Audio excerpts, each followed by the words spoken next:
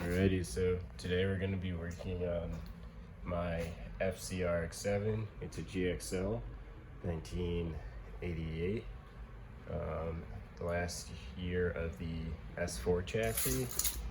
And right now the car sat for 20 years, to simply put it, and it's not starting. The motor has compression, which is great. So I'm going to be replacing the fuel tank and replacing all the other fuel components around the car. So that requires me to drop this fuel tank here, and I'm going to be replacing the fuel pump, fuel filter, fuel pressure regulator, fuel pressure dampener, practically everything fuel related except for the lines. And then, oh yeah, and also the fuel injectors, I'm replacing those. So right now I'm just removing the upper intake manifold. So yeah, as you guys can tell, this car is 100% stock. I have a stock airbox. It's just 3 bolts that hold down this part of the airbox, and then a couple hoses. And then over here, there's 5 bolts that hold the upper intake manifold, I believe. 1, 2, as you can see, I removed them. 3, where my finger is. And then 4, and then the 5th one is to the side, somewhere where my finger is. So I removed those ones. So for the left and right side, there's 2 nuts. I'm missing 1 nut because it dropped on the ground, and then for the middle one, there's this long bolt. So yeah, that is the first thing you gotta do after you remove the intake, and this elbow for the throttle body. And then I gotta go figure out what else I gotta do. Alrighty, now that I took those 5 bolts, nuts, whatever off, there's 3 vacuum lines here. So you have this one, they're all to size, and then that second one here with the dot on it, I guess it's like a bigger dot, I don't know, that's their stock. And then this last one, which has just this normal dot. And then get those out of the way, and then you remove this vacuum line. So you take a clamp, it's tough one-handed. Boop, boop. Why is this so hard? You pull that off. It's such a PIA.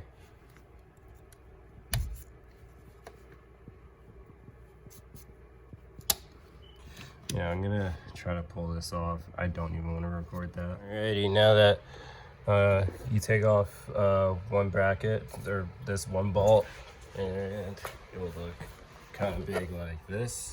It's a 12 millimeter, and then there's gonna be these 2 bolts, and these 2 bolts, oh my god, these 2 bolts, let me try to give you this, the best view. So these 2 bolts will be at the top of this little sensor or whatever this is. I'm still new to rotary, so I'm learning this. And then take off this hose that connects to this end. So, yep. And I'm gonna go figure out some more. Alrighty, so what I did is I took that sensor out, and those are the 2 10 mils that are holding it together. And then there's then 2 12 mils that I removed. So as you can see, I already removed them. So that's 1, and then the second one right next to it. So yeah, those are gonna be the 12 mils. I have those here. And then yeah, all right. And then another thing you wanna do is remove the injectors. And then there's gonna be a clip that holds it right here, that holds it still. There's also a clip around these injectors. As you can see, I kind of beat it up.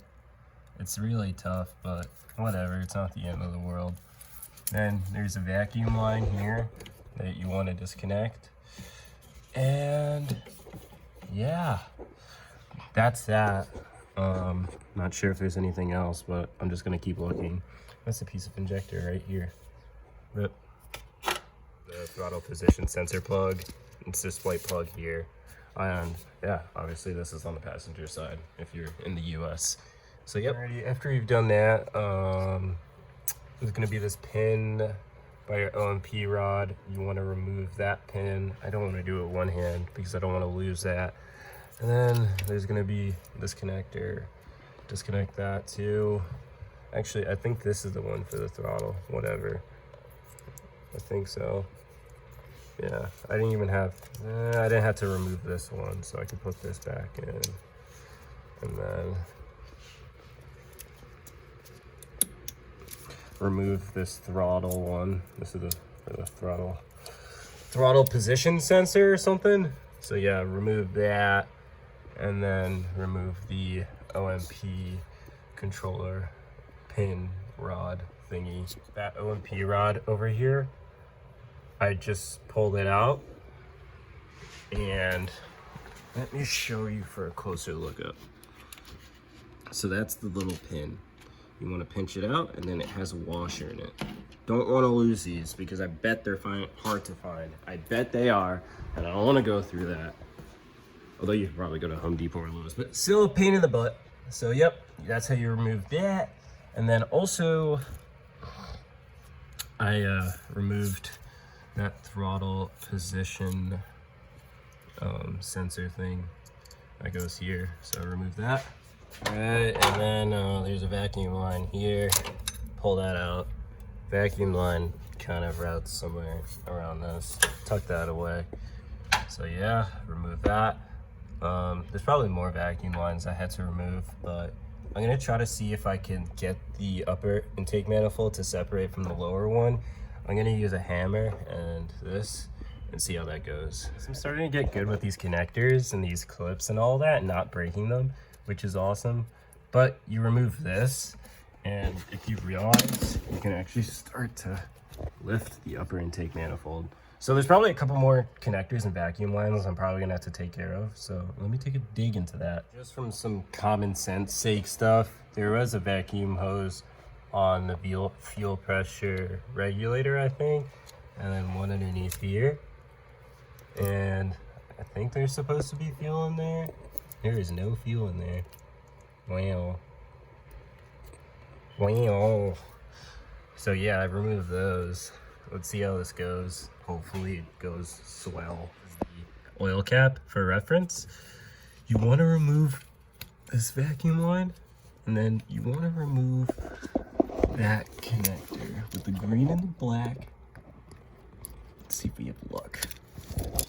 So now that we've removed those two, and those are out, I think we might be good.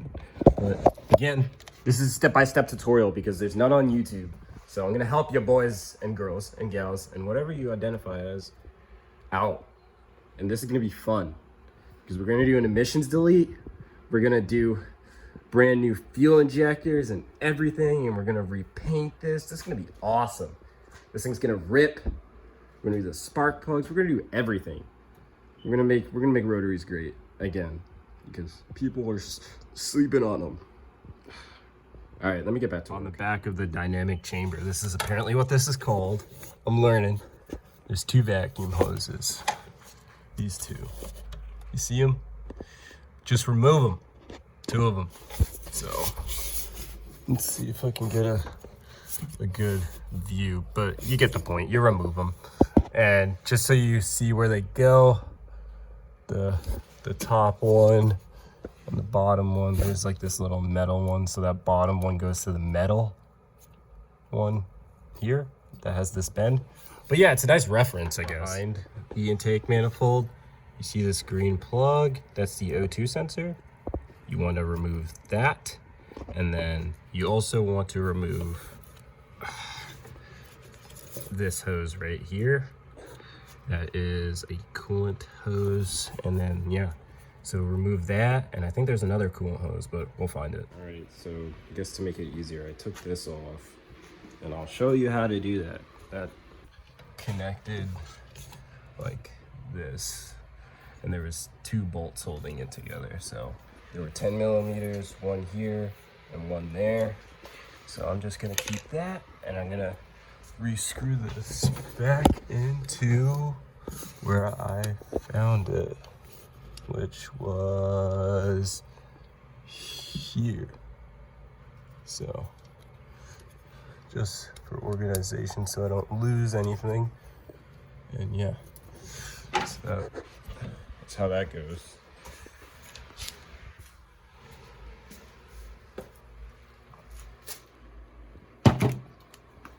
And then you remove this, I think it's the fuel return line,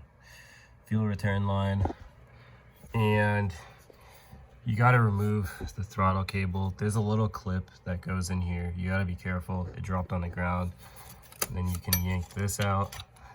But I'm honestly not going to record the whole removing the throttle cable part. Oh yeah, and also there's a vacuum line next to this throttle cable that connects down here.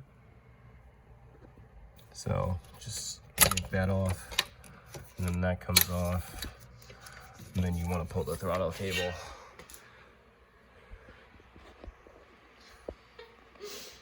So just got the whole intake manifold out by removing the throttle cable, or the throttle cables. Something you're gonna miss is there's gonna be a 10mm bolt here on the passenger side of the intake manifold. Unscrew that bolt. It's holding together one of the fuel rails, or one of the fuel lines. It's very important to unscrew that because you're gonna keep yanking at it and it's not gonna come off. So be sure to do that, and then the whole thing will come out. And that's pretty much how to remove the entire intake manifold assembly.